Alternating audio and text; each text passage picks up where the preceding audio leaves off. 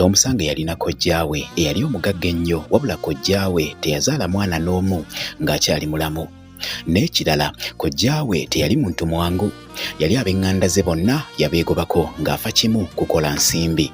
Kojja bwe yali ku ndiri ng'anaatera okufa yatumya Tomusange enfunda eziwera wabula nga Tomusange tayagala kugendayo olw'ensonga nti nabo kojjaabwe baali baamunyiigira. Kojja bwe yalemerako Tomusange yajja n'amugamba nti ŋŋenda kufa, sirina mwana n'omu ku nsi, kyenva nsazeewo eby'obugagga byange byonna mbikulekere. Ennaku ze ndwalidde wano obw'omu zinjigiriza bingi, ne ndowooza nti singa nalina omwana ku nsi osanga bwe naliwadde eby'obugagga byange.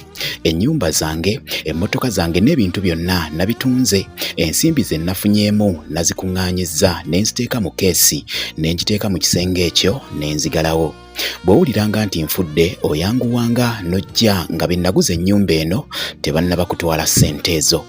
Wabula bw'obanga ositula keesi eyo weegenderezanga nnyo obutagisuukundanga.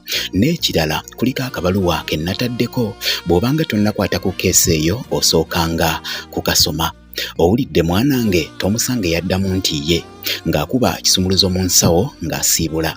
Tomusange teyaddamu kudda okutuuka lwe yawulira nti kojjaawe yali afudde nga n'okuziika kuwedde. Tomusange yapapa n'ajja mu maka agaali aga kojjaawe mwe yafiira ng'aba